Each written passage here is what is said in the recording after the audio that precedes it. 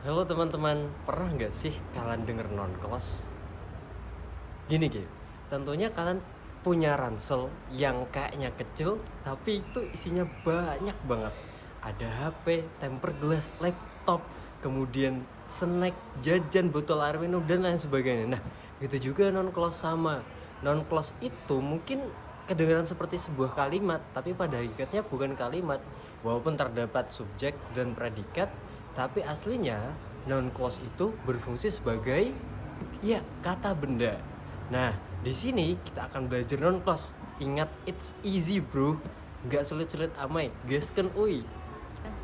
Oke, kita mulai sekarang. Siapkan pikiran santai dan yakin bahwa setelah video ini kita akan paham apa itu non-clause, bagaimana cara penggunaannya, dan bagaimana kita bisa menemukannya dalam sekali lihat. Yakin 100%. Oke, apa itu non-clause?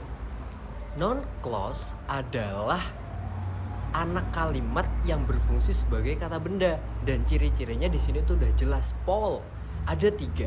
Yang pertama tentunya non-clause terdiri dari subjek dan predikat, jadi kayak semacam kalimat kecil gitu. Kemudian yang kedua, walaupun terdiri atas subjek dan predikat, ini bukan kalimat yang utuh, tapi sebagai kata benda dalam sebuah kalimat tersebut.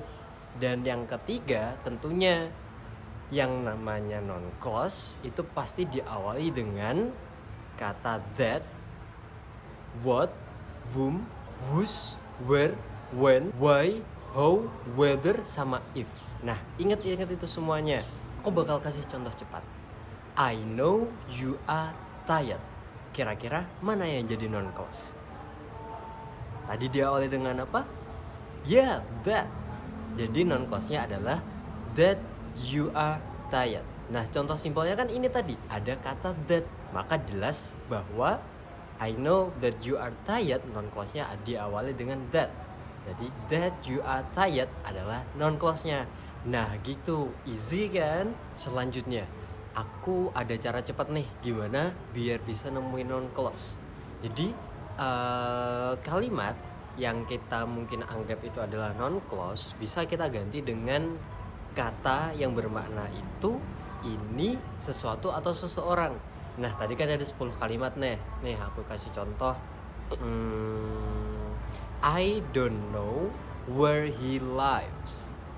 Nah, kira-kira non-clause-nya yang mana? Kalau katakanlah kita belum tahu nih. Terus kita bilang kalau misalnya where he lives itu adalah non-clause-nya. Coba kita ganti dengan kata itu atau ini. I don't know that. Kira-kira cocok nggak? Nah, kalau misalnya itu cocok, berarti where he lives adalah non-clause. Nah, ini cara cepatnya. Tinggal diganti yang mungkin kita anggap itu non-clause, kita ganti dengan itu, ini, sesuatu atau seseorang. Kalau misalnya cocok, maka itu adalah non-clause. That's simple. Lanjut ke bentuk-bentuk non-clause. Jadi, non-clause itu punya 3 bentuk.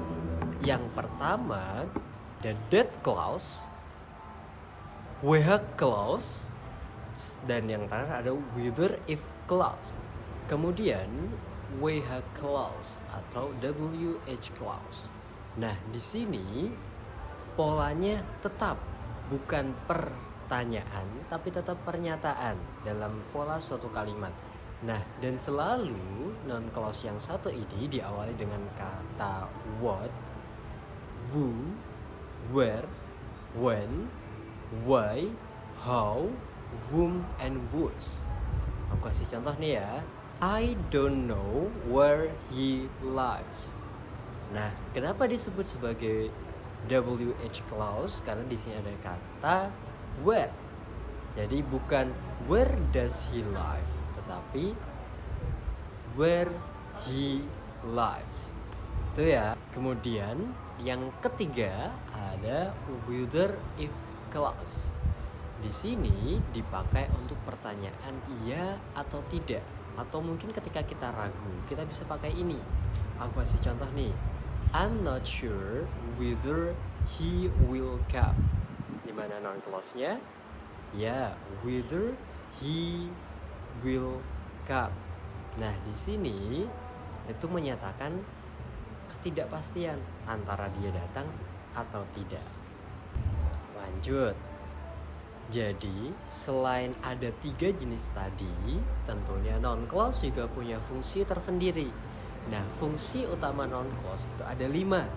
Ada sebagai subjek, ada sebagai objek verba, ada sebagai objek preposisi, sebagai pelengkap, dan sebagai apositif. Pertama, sebagai subjek. Contohnya, what you do matters.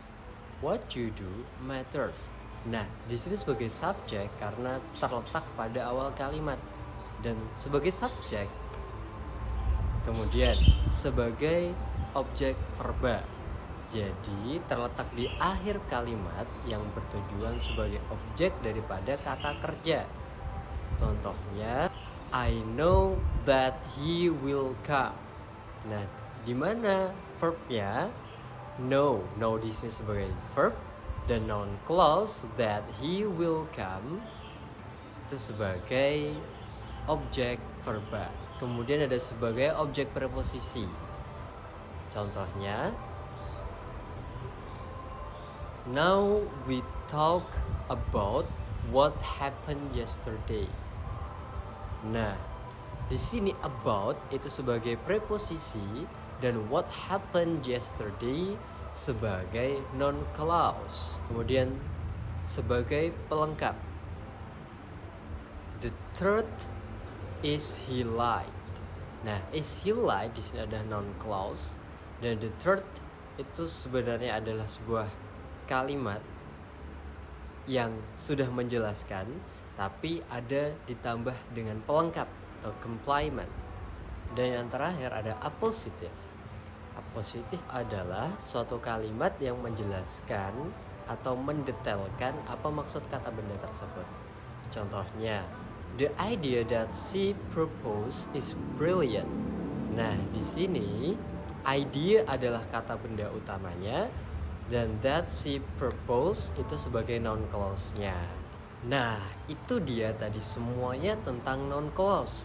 Tentunya sampai sini kalian sudah paham dong apa itu noun clause. Kesimpulannya, noun clause ada kalimat kecil yang punya fungsi sebagai kata benda. Bentuk-bentuknya jelas, ada 3 jenis tadi dan juga ada 5 fungsi utama dari noun clause ini. Kemudian cara gampang untuk menemukan noun clause tadi pakai apa? Yaps, mengganti noun clause tersebut dengan ini, itu, seseorang atau sesuatu. Kalau misalnya kalian sudah paham sampai di sini, maka selamat, kalian sudah paham materi dalam grammar yang mungkin banyak orang menganggapnya sulit dan ternyata segampang itu. See you.